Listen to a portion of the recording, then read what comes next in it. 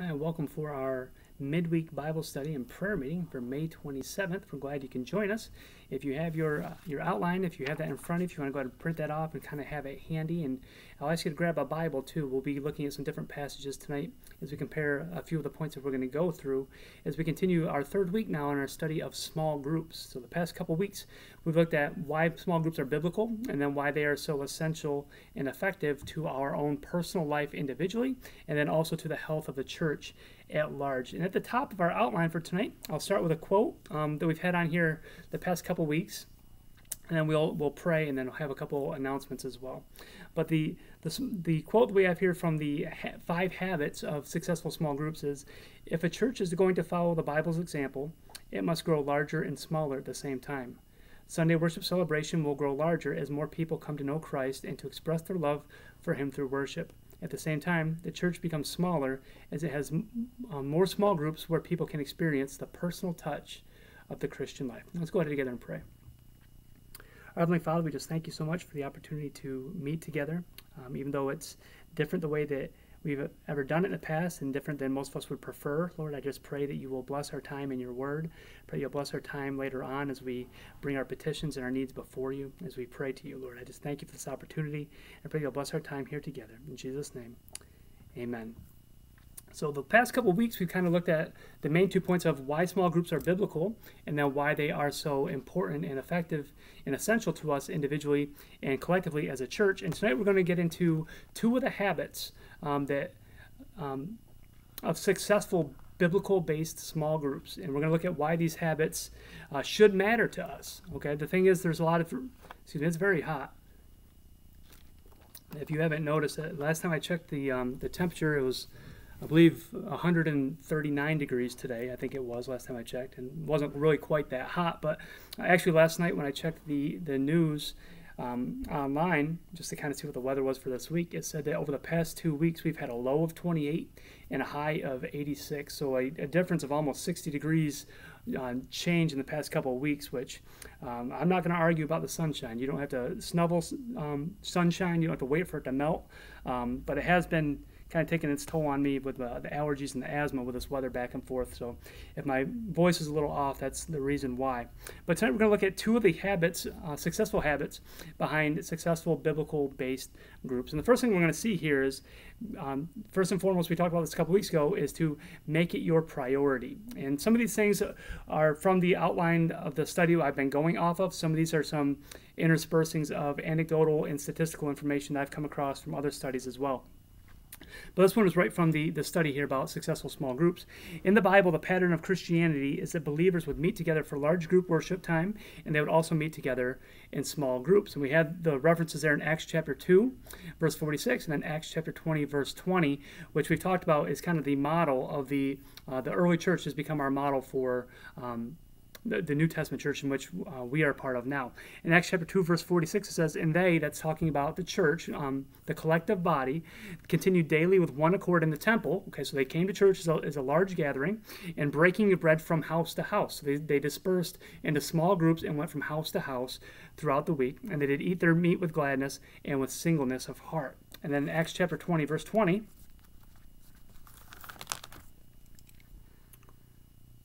this is Jesus speaking. And, this is Paul here speaking on behalf of the example that he'd seen earlier of the Jews and the testimony that he'd sent before him, and said, and how I kept back nothing that was profitable unto you, but have showed you and have taught you publicly from house to house. So we see here that there was an emphasis on not only meeting together collectively in God's house, but also meeting throughout the week in smaller groups in individuals' homes as well. So under letter B, we see here, make small group a priority in your life and challenge people who are members of groups to do the same. We talked about this a couple weeks ago. In order for small groups to be successful, it has to be a priority. It has to be something that people can depend on and look at and say, hey, it's important to other people. I should connect to that as well. Next thing we see is small groups need to meet with consistency and frequency. It needs to become a priority for the group's members. Our tendency is to get busy and stressed and then flake out and come up with excuses for not meeting together. And it's also easy for that to become habitual, and before long we don't really have a group anymore. So meeting must be a priority. Now, a couple of questions that some people have asked individually is, why don't we just do small groups on a different day of the week? Why would we do them on Wednesday nights? And as we've kind of already addressed the previous couple of weeks, if you want to do that, by all means, feel free to get together with another group of believers, one or two other people, or whoever you want to meet with, and study God's Word, pray together. All the things we talked about the past couple of weeks. But just a couple of things statistically speaking and anecdotally from other resources that I've touched on. I've mentioned this past couple of weeks that less than 10% of churches in America have any type of evening service or gathering whatsoever. So the fact if we have a Sunday night and Wednesday night services already kind of puts us in the minority of most churches in America. And statistically speaking, just to be very transparent, the idea that people are going to commit to coming Sunday morning, Sunday night, Wednesday night, and then maybe Ladies of Grace on Thursday night, and then have another small group night at other time during the week, statistically is borne out that does not really work very well for most churches. Churches that add small groups in addition to Sunday night and midweek service tend to have very little participation because other people have things going on as well in their lives. So it might...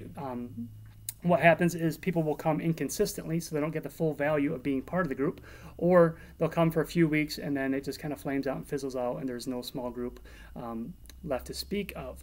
So if we did talk about a couple weeks ago, or maybe it was last week, the reason why small groups are so effective is for people who can't be in church. If we think about people who are physically unable to join us at church, people who have health limitations, who are no longer as mobile as they used to be, and they can't just decide to get in the car and come over to church on a Sunday night or a Wednesday night. People who have work scheduling difficulties, where maybe they've worked on different shifts on different weeks, where they can't be connected consistently in God's house with God's people when we're typically doing Sunday night or Wednesday night Bible studies. A small group makes it much more easily accessible for them to meet up with other people who either can't make it on those days either and go over the same content, the same information that we would be discussing here in person. Or it also makes it, really more than anything, it gives it an opportunity for those people who can't join us on our regularly scheduled evening services to still feel able to connect and be part of the group. We talked a couple weeks ago that personally I feel like it's very harsh and very unchristian to just have the attitude of saying, well, if you can't make it when we're doing church, you just don't get to be part of our group. Sorry about that. And we're trying to combat that as best we can. So what might this look like? It might look like very specific, applicably speaking to us about our church here at Grace Bible Baptist Church, not how other churches do it. How we're looking at doing it is very much like how we're doing right now, where the message would be pre-recorded, uploaded, or emailed to those that are in the small groups. And then when they meet together, they will go over the same message. I'll have a discussion page with practical points and elements. They'll have the prayer list of which we've taken up in advance so that they can all pray together. They can go over the same Bible study that we would have here in person. Now the question is, are we still going to have prayer meeting on Wednesday nights? Yes. I should preface it by saying that small groups is not replacing prayer meeting because we need to be careful here by thinking that somehow that prayers are more effective when they're offered inside the church building than they are at somebody's home. We all know that that's simply untrue. But really what we're hoping to achieve, and I've talked about this with a couple people, I talked about with Brother Bud, is from the people who have traditionally not been able to connect with us for our midweek service, giving them another avenue to where they can connect. If there's other people in their neighborhood where they live, people that live farther out, maybe they can meet together on Wednesday nights or a different night and still go through the same content, still pray over the same prayer requests, still be discussing the same biblical truths so they have some connectivity to the large group. Also, for those who aren't able to do it on Wednesday nights, they can set their own schedule. There's some flexibility there for small groups to kind of spawn off and still, again, have the more connectedness than they would otherwise.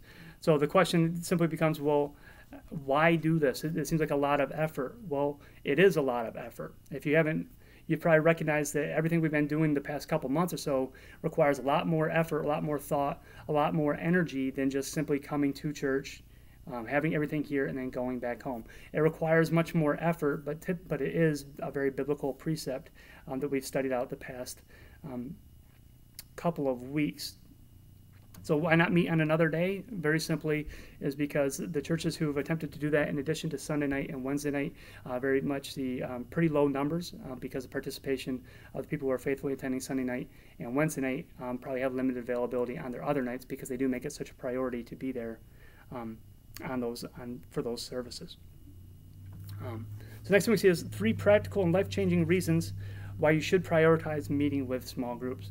First we've just seen is flexibility. We just kind of talked about that. 2 or 3 can meet almost anywhere, anytime, during a lunch break, at a coffee shop, in a park, or in a home. The larger the group, the more difficult it is to get everyone together at the same time in one place, and that kind of goes without much explanation. Secondly, accountability. We all need to be accountable to someone who cares about us. In a small group, it's more likely that we will have the courage to share honestly and receive encouragement to overcome our sins. All of us need encouragement to keep growing in Christ. So if you're underlining or highlighting any of this, I would underline that word all in the last sentence. All of us need encouragement to keep growing in Christ. And thirdly, reproducibility. This simple pattern of encouraging growth in Christ can be easily reproduced by anyone in any place. Once you start a small group, challenge the people in your group to start another small group with others. And what we see here is the beginnings of discipleship.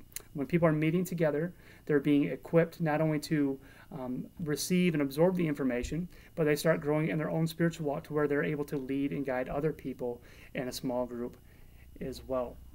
So if we go back up to just how this is going to, practically how this might look for our church, is we've talked about doing small groups over the summertime specifically, and without really knowing how the limits of, with the pandemic and everything we've been going through, this is something we were talking about back in February before this all kind of came down the pike. So we see this as a very practical, very biblical way for us to continue meeting together in the way that the Bible tells us we should be. Secondly, going back to some of the reasons we talked about earlier for why not meeting on another day is because very simply the way that we traditionally conduct our Wednesday night service with a focus on prayer meeting is very conducive to what we see there in the early church in Acts chapter 2, where their focus was on studying God's Word, the Apostles' doctrine, by prayer and fellowship. And those are things that we really emphasize here on Wednesday nights anyway. So if that's a way that other people that might not be able to attend, or maybe they can attend, but for whatever reason they don't attend regularly, if there's a way that they could be plugged in, praying together with other people from our church family, studying God's Word together with other people of our church family, even if it's outside of God's house, then that's still much more productive than them kind of going a week between being connected all with God's people. Maybe if they only come Sunday mornings, this might be an opportunity during the middle of the week to make that next step towards making a connection with God's people. There's also been a very strong correlation that's been shown by people who meet together in small groups during the week and their ability to take the next step and become much more consistent and faithful in their Sunday morning attendance as well. So this idea here of meeting in small groups, I understand it's a lot more work. It's more work for you. It's more work for me. But I think the payoff that we see here biblically is that God rewards it, because we see there's people that grow through that one-on-one or small group discipleship that takes place in the small group. But then they also feel much more connected to the group and much more able and willing to make it a priority to be in God's house for the large group services as well on Sunday morning. And if you have any questions about this, we're going to have some time here during the Zoom meeting in just a little bit. If you have any questions about small groups and what that might look like is when our church, as you can imagine with everything right now, it's a very fluid process. Everything is kind of in transition, so we don't have any hard and set rules yet, but we do have some general guidelines and prefaces that we're going to look to go off of. And we do have a couple people that have mentioned wanting to or being willing to host a small group. If you are willing or able to host a small group, please let me know, because in the soon in the near future, we're going to be looking to be able to announce where the small groups are going to be, who's hosting them, so that people can start aligning themselves for those. There will, like I said, we will still have Wednesday evening Bible study here at church. For the very practical reason is once we get back with our kids' ministries and Awanas on Wednesday nights, we're going to still have service here, obviously, because for the parents or those who are dropping off children, so they can stay here on site and have the Bible study and prayer time here. But for those that are able to host off-site, or maybe go to somebody's house who's not able to be here on Wednesday night and have the small group meeting there where you can watch the video together, you can go through the Bible study together. You can pray together with somebody who might not be able to access these types of services otherwise. There are some people who are depending on other Christian believers who are mature in their faith, people who are willing to sacrifice of their own time, sacrifice of their own effort, and really to sacrifice some of their own convenience. I know some people would much rather come here to church on Wednesday night, but there are some people who would benefit very greatly by having some people that would be willing to kind of come with them on Wednesday nights and make that their small group time where you can pray with them when they're unable to leave the home or they're unable to get out and about the way that they would typically like to be able to do that. So secondly, we see the first habit we see of successful biblical small groups is to make it your priority. And secondly is to meet people with humility. And the text that we see there is Romans chapter 12, verse 16, which says, "Be of the same mind one toward another, mind not high things, but condescend to men of low estate. Be not wise in your own conceits."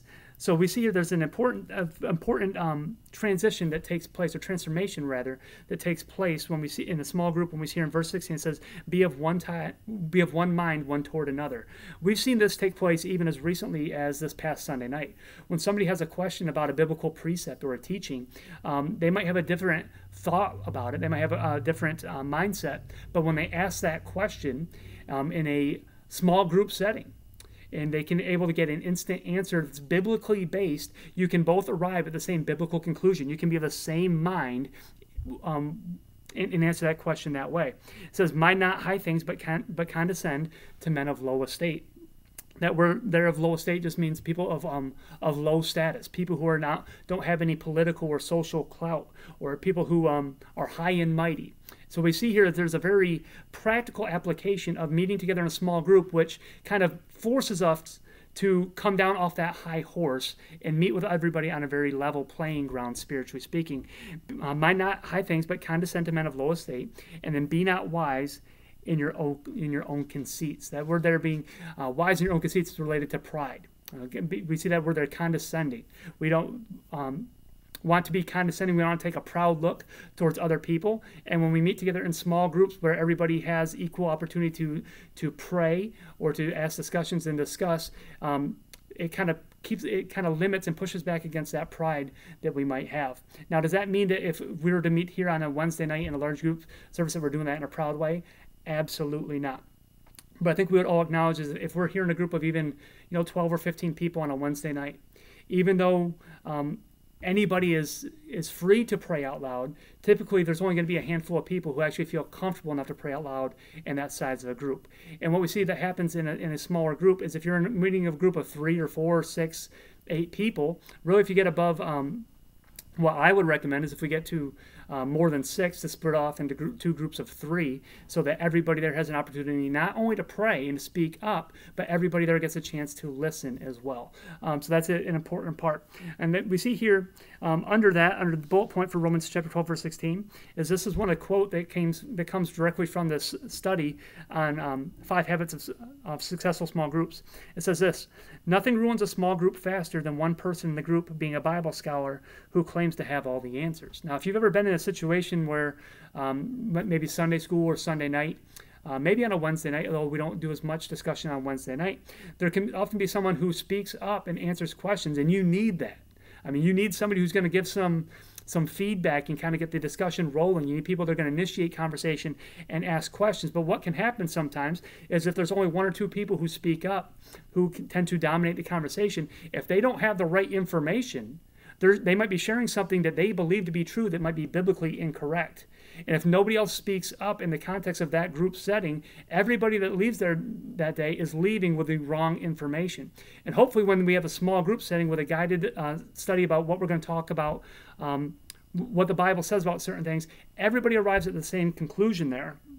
And the next thing we see here is that humility means being teachable. Okay, so we see here that small groups is great because it gives those who are more mature in their faith to be able to teach those who are growing in their faith, but it also kind of necessitates us becoming teachable from the lessons as well. You can learn from anybody if you just know the right questions. Everybody in a small group can teach you something. Now, those of us who are listening tonight who are adults in our faith, if you're a parent, you can probably think of something, maybe a question that your child asked about a Bible study, or maybe somebody in a Sunday school class or vacation Bible school, that even you as an adult, when you heard it out of the mouth of a child, you still learned something about it, revealed something about God's character to you. So we can everybody in a small group can teach each other something. It gives everybody a voice. It gives everybody the opportunity to both learn and teach cooperatively. Next thing we see here is that another quote from that study, or from this lesson, is that a renowned doctor made the statement that 75% of people who come to me are more ill on the inside than they are physically ill. And his conclusion is that we live in a sea of wounded, hurting people. I want you to just think and ask for a second. When you are wounded and when you're hurting, when you are really struggling, whether it be physically, emotionally, spiritually, if there's something going on, maybe in a relationship with your spouse, or if there's some area of tension or conflict with your children, where do you feel most comfortable expressing that hurt and that pain? You're probably not going to go up and shout it from the rooftops to every Christian within earshot. You're probably going to seek out a few close-knit fellow brothers and sisters in the Lord who you know love you and have demonstrated a lifetime of cultivating a love and care for you to lean on during those times. And that's what a small group allows. We see this in James chapter 5, verse 16, very well-known passage of Scripture. Says, confess your faults one to another and pray one for another that ye may be healed. The effectual fervent prayer of a righteous man availeth much. So if we see there in James chapter 5, verse 16, we just have a simple question. What two things are we told to do in that verse? Well, we're told to do two things. It says confess and pray.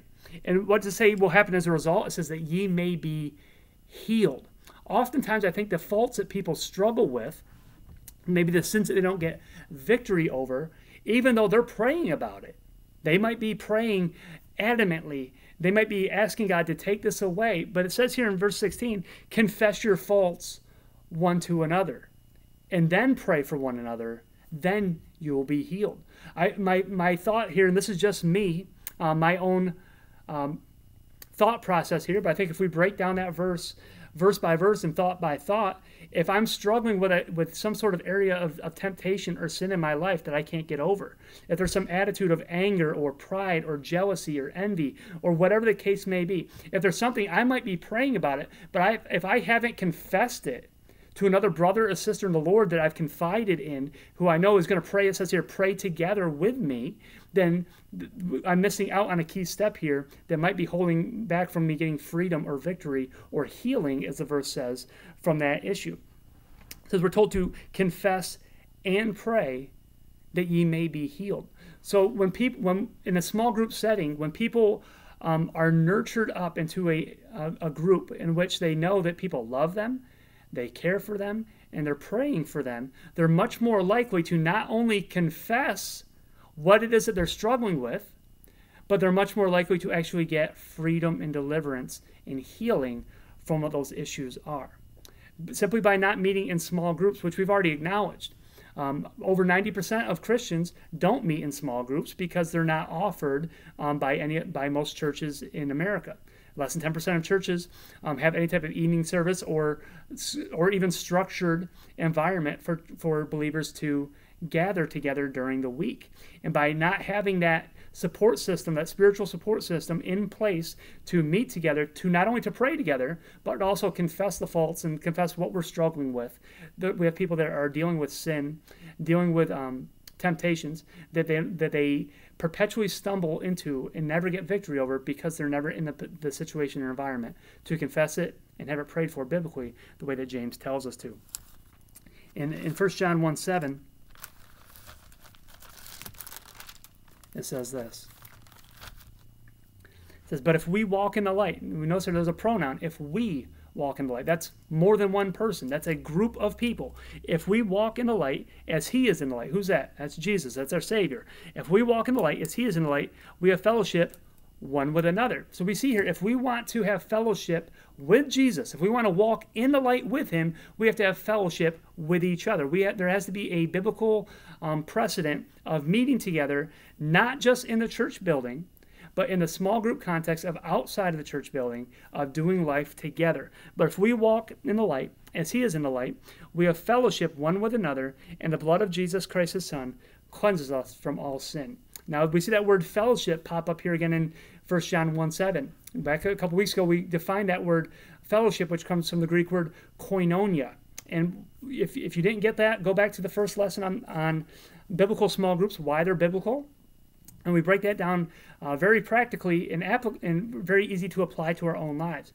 But fellowship does not just mean coming together, catching up with each other during the week and sharing a meal together or having some food. That's not what it means. It's a much more intimate sense of actually doing life together, where we're actively involved in each other's lives outside of the church building.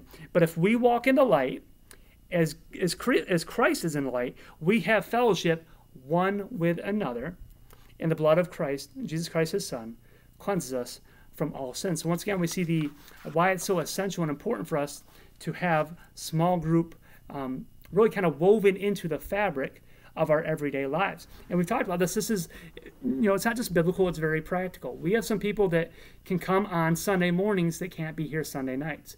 We have people that can come on Sunday nights that can't be here Wednesday nights. We have people that can come on some Sunday nights, some Wednesday nights, but not the others. And what this does is small groups allows us to have the flexibility to make arrangements to where they don't just have to miss every Wednesday night or every Sunday night or every other midweek service. That small group allows them to really be aligned with other believers who are willing to say, hey, I know you can't be here on these nights when you'd like to be, or I know you're just at home, you're not able to get out. I'll come meet with you, and we can have our own small group, even if it's 2 or 3 people.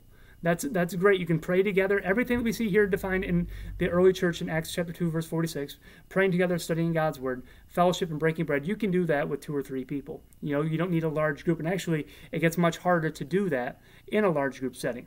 Now, on the back of your outline, or page 2 of your outline, it says, praying in a small group is humble before God and others. We talked about this when we referenced Romans chapter 12, verse 16, where it tells us to condescend to men of low estate, to not be high-minded. And when you are willing to just say, you know what? I'm able to come to church on Wednesday night. I'm willing to come to church on Wednesday night, but I have a brother or sister in the Lord who I know can't make it. Or I have a brother or sister in the Lord who maybe they can make it, but they haven't been coming in a while. So maybe I'll see if they want to get together so we can study the Bible together, since I know that it's kind of become their habit lately to not come even if they're able to. That shows a sense of humility, not only to God, but also to other people. It shows us, hey, you know what? I'm more concerned about other people's spiritual walk than my own spiritual walk. And I'm able to kind of put aside my own needs, my own preferences, and kind of exalt other people's needs above my own. That's very humble before God and others. And I'm sure if you do that, if you're able to be here on Wednesday night, and maybe if you come on Wednesday night and you're going to say, you know what, I'm going to go on another night and have a small group with somebody else who's not able or wasn't there on Wednesday night, by all means, I guarantee you that God will bless that. If you get together and say, you know what, I can be there on Wednesday night, but there's somebody I know who's at home and he's not able to get out or she's not able to get out, I'm going to go to them and pray with them and study the Bible together with them, go over this study together with them. God will bless that. And before long, once they start seeing you make an effort to reach them individually, prayerfully, hopefully it won't take long before they are joining us together collectively as a large group on Sunday mornings as well. Next thing we see is prayer as an expression of your growing love in your relationship with God. We see here that prayer is an expression of your growing relationship with God. And what's really neat, one thing that's really awesome about small groups is you will have the opportunity to pray with other people that you might not ever hear speak up within the confines of the actual sanctuary of the church. You'll hear people who will pray to God and pour out their heart to Him in ways that you may never hear inside the walls of this building. And as they grow, ideally, prayerfully, the idea is that as they grow in their if I can use this word, as they grow in their confidence to pray in a group of 2 or 3 or 4, when they get together here in church, hopefully they'll feel much more confident in praying aloud in larger groups as well. So we see the opportunity there for them to be trained and be equipped and encouraged to take that next step of faith. Praying as part of a small group allows those more mature in their faith to guide and teach others who aren't there yet. And so there we see the biblical concept of discipleship. Small groups will be allow those who are more mature in their faith to guide those who maybe aren't quite as farther along in their faith. Praying as part of a small group allows those more mature in their faith to guide and teach by their example, which is discipleship, while allowing others to become more grounded as they learn to take the steps of faith and growth in an environment where they feel loved, nurtured, and cared for. Once again, we see the importance of people feeling loved, nurtured, and cared for in order for them to start to grow, spiritually speaking. If you think of a Christian or a new believer or really anybody on their spiritual walk as being a seed or a young plant, any seed or any young plant needs the right type of soil in order to produce and grow.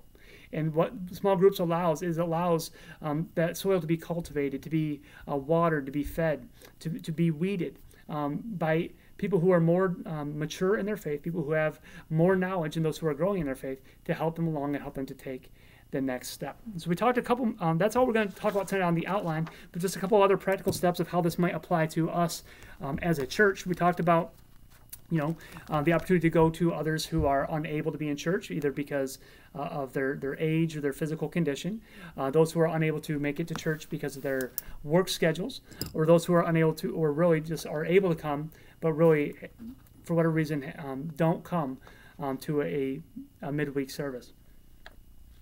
Small group allows them to feel loved by people reaching out to them and saying, hey, if we come to your house, if we were to come there and go to this Bible study, we got the pre-recorded video, we'll answer the questions together, we'll pray together. Would you do that? Or would you come to my house? Really, it kind of puts the onus on them at that point, because I acknowledge this. Obviously I'm very aware of the fact that you can lead a horse to water, but you can't make them drink. Some people there might be some people, even if you offer to come to their house or invite them to come to your house, they might not come. Okay, but it's still worth the effort of inviting them.